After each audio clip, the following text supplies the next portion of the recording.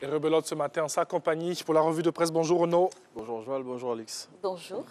Le nouveau président de l'Assemblée nationale a été élu hier. Oui, et les députés ivoiriens ont choisi la carte de la continuité en reconduisant Amadou Soumaoro à la tête de la Chambre basse du Parlement pour les 5 prochaines années.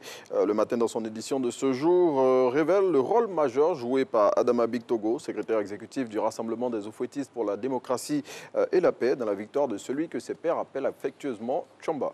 Eh oui, on reste toujours à l'hémicycle avec cette élection du président de l'Assemblée nationale, le tout nouveau président élu, Amadou Soumaoro, impérial, nous dit-on. Oui, c'est ce qu'indique l'expression. Selon le confrère, le président sortant de l'Assemblée nationale a terrassé la candidate de Bédié. À en croire le quotidien, il n'aurait pu en être autrement, vu que le RHDP a remporté la majorité des sièges mis en jeu à l'élection du 6 mars 2021. Pour lui, ce scrutin était une formalité.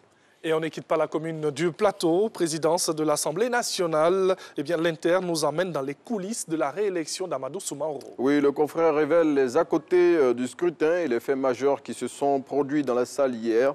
Du message non délivré d'Hubert Oulaye, député de l'opposition EDS, au regret du député Jean-Louis Billon. L'Inter indique que la législature 2021-2026 promet des débats houleux. Et l'intelligent d'Abidjan s'est penché sur le même sujet. Oui, Amadou Soumaoro, réélu président par 154 voix contre 85 pour Izi Eliane, la candidate du PDC-RDA. C'est ce que Barassa Une, le confrère, l'intelligent d'Abidjan, après le vote d'hier, a recueilli à chaud les impressions des députés de toutes les tendances politiques représentées au Parlement.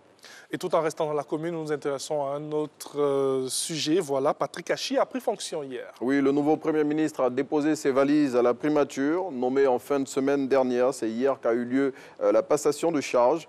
Selon le Patriote, au cours de cette cérémonie, le nouveau chef du gouvernement a vanté les mérites de son prédécesseur et a souligné qu'Ahmed Bakayoko restera dans la mémoire collective comme un grand patriote.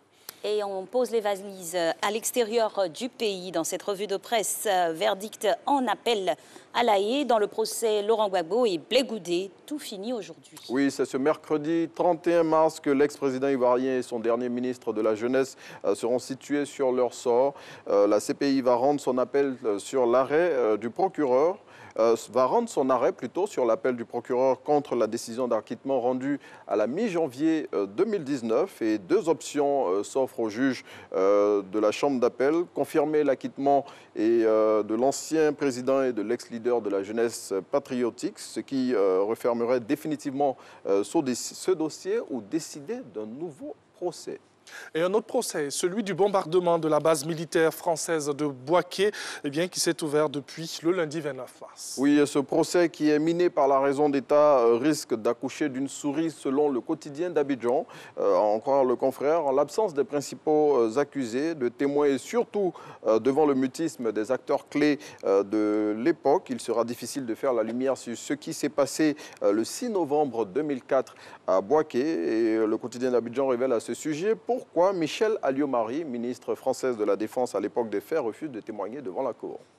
Et année scolaire 2020-2021, les dates des examens sont connues. Oui, le ministère de l'Éducation nationale, de l'enseignement professionnel et de l'enseignement technique et de la formation professionnelle a rendu public les dates des examens du CEPE, du BEPC et du bac hier. Et comme à l'accoutumée, c'est celui du CEPE qui va ouvrir le bal et ce sera le mardi 8 juin 2021 sur l'ensemble du territoire national. Retrouvez le calendrier complet de ces examens dans l'Inter et dans l'ensemble des quotidiens de ce jour. Et on termine avec du sport. Éliminatoire de la CAN 2021, les éléphants ont fini en beauté. Oui, tout à fait. Les éléphants ont battu les Walias d'Éthiopie hier lors de la dernière journée des éliminatoires de la CAN 2021 sur le score de 3-1.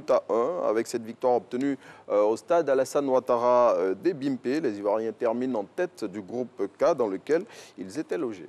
Merci infiniment, Renaud, Merci, Alix. pour toutes Merci, ces notes d'information. Alors, nous, on va poursuivre cette émission et maintenant, vous proposer